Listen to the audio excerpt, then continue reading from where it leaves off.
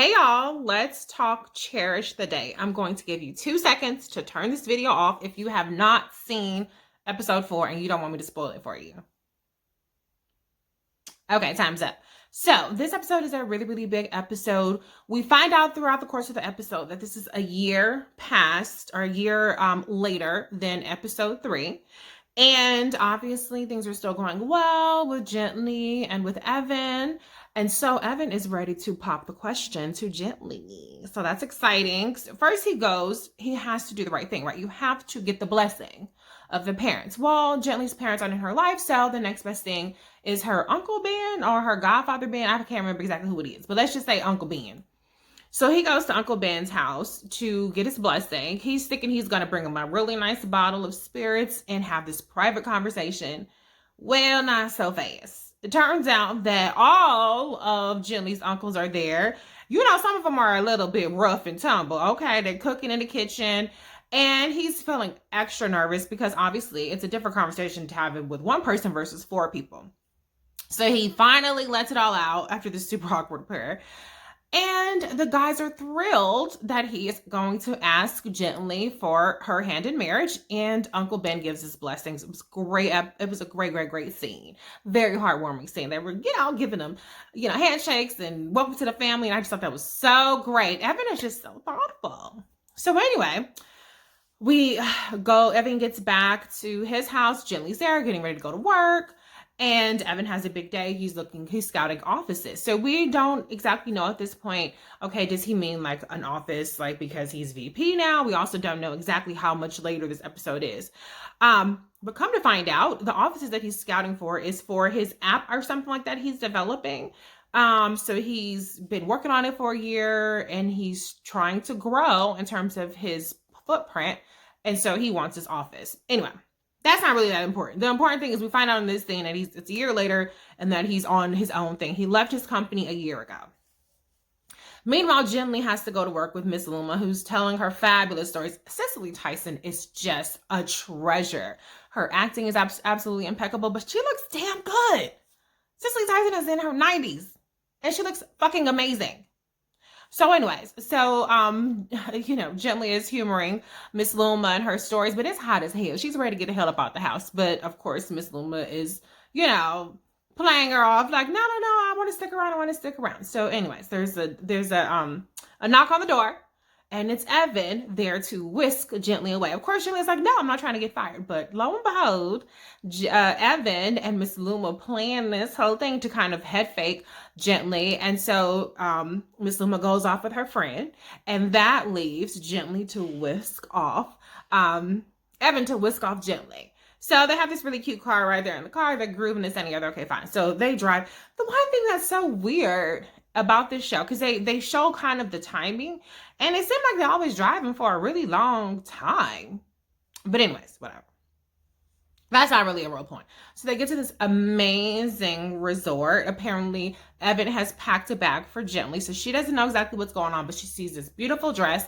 Then they go hiking. Evan totally freaks out because Gently runs off. And, throughout the episode, I have to say, there is some tension there because we know how Gently is, right? And Gently is not the most easy person in terms of trusting and all the other kind of stuff. So we're like, oh my God, did Gently just run off on Evan and leave his ass stranded on the fucking hike? That would be a disaster. But apparently she did not. So he was super relieved and clingy, of course. Evan, you know how he is. And so they have a decent hike. They head back to the hotel. And, Evan's trying to get her to join him in the shower. But Gently, I guess her spidey senses are going off. So she goes digging through his stuff and finds the ring that Evan is going to propose to her with. So they get ready for dinner. She's clearly very nervous. And Evan, she tries to tell Evan before he could pop the question that she does not want to get married. That's what we kind of gather from the situation. But it's such a spectacle with all these violinists and then this big crowd.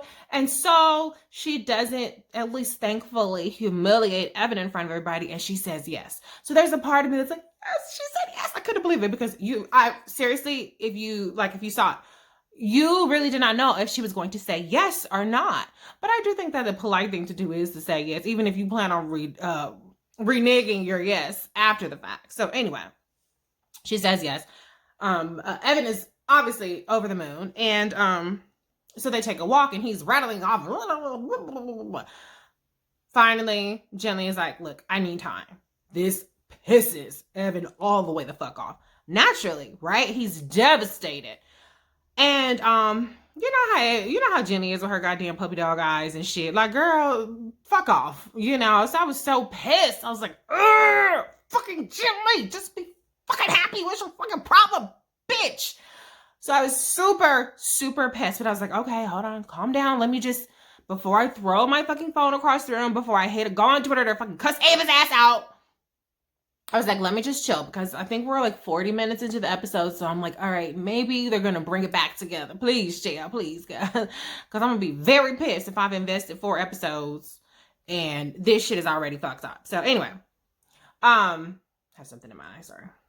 I'm not re-recording this shit because something got in my eye. Fuck that. So Evan goes to the bar and he's like trying to get drunk. He's tears streaming down his eyes. Poor Evan. I just feel so bad for Evan. All Evan wanted to do was just love gently. And so he's trying to give her this 10-carat ring. Gently, stupid ass gave back a 10-carat ring from a perfect man. What the fuck is wrong with you, homegirl? But anyway, so he's telling the bartender, he's trying to get the bartender to sell his ring, chill. And the bartender's like, why don't you think about it, this and the other? So anyway, we don't know if the transaction goes through, but we do see Evan go back to the room. He packs his shit up. He's ready to fucking go. And Jenny's like, can we talk? And he's like, there's nothing more to fucking talk about, So they drive home. Like I said, the whole driving time is throwing me off because it seemed like the drive is much shorter to get back home. He drops her ass off and she's like, I love you more than anything in this world, but, everything can happen on your time. Bitch, how much more time do you need? I mean, y'all been together for a year and some change. What the fuck? So I'm not sympathetic at all to Jimmy, and neither the fuck is Evan. He is like laser focused. He won't even look at her ass. He ain't trying to hear shit she has to say. And he drives off. Pissed. Tears stream down his eye. I feel for Evan. I really, really, really do. But then we see Jenny bawling her eyes out at her Uncle Ben's house. And I feel bad for Jenny. And so, she's like, I love him. And I said no, and I don't even know why. And I'm like, girl, I don't agree, but I also can understand. And so thankfully, Uncle Ben talks some sense into her and is like, you got to let all that shit go. All of your pain, all of your trauma, you have to let it go. You have to make some room for him. Okay, I'm saying it this way. He wasn't saying it like that, but you get my fucking drift. This is the sentiment, okay? Make some room for Evan. And I'm like, woo, Uncle Ben, preaching the word, preaching the word. I'm telling you what. That is exactly what I would say to my friends. I try to tell my friends all the time, make some room, let it go. You have to trust. You have to try.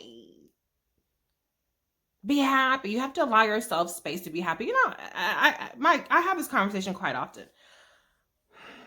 I'm going to get a ratio because that's what I do. Anyways, Black people, we have so much trauma in our fucking lives and in our communities. And sometimes happiness seems like an abomination, like something that's going to be like yanked from under us. I had this conversation with somebody I'm close with, and they're happy, but they're like, oh my God, what if something like, I just feel like I shouldn't be this happy. And then my whole thing was, that's a very much a Black thing, because white people are taught that they should absolutely be happy. And I'm going to have someone, not all white people. Okay, not all white people. Okay, but I'm talking about generally, from my perspective, it seems like white people, when they have their White House with a white picket fence, a dog, and 2.5 kids, that's not something that seems like, oh my God, I can't believe it. I'm just so happy. Can't believe this is happening to me. That's like what they expect. That's what they're trained to expect. But then us, on the other hand, we have so much shit that tells us that we're not supposed to expect that is the exception rather than the rule, because 50% of Black women don't ever get married. And then so many of us come from broken homes, or people have multiple marriages and divorce is so high and this, that, and the fucking other. So I say all of that to say that even though I've been cussing Gently's ass out, I can understand. It's so hard for us to just accept that happiness is a thing that we're worthy of, a thing that is possible without an asterisk, without a catch, without it being yanked from under us. Just be happy. So anyway, Uncle Ben delivers that message. Of course, without all my dramatics and all my extra commentary. It was a much shorter message, but that's what happened. And so he gives Gently the keys, and he tells Gently to go after Evan. And I'm just like, oh my God.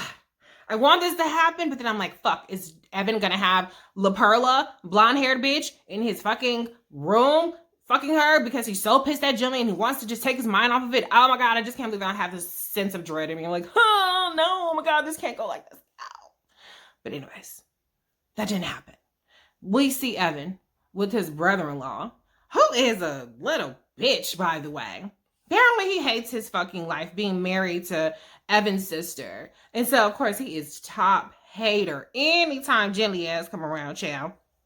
So they're having a conversation. They're outside on his nice patio. I told you he has a nice house, y'all. And Gently is yelling up, Evan, Evan.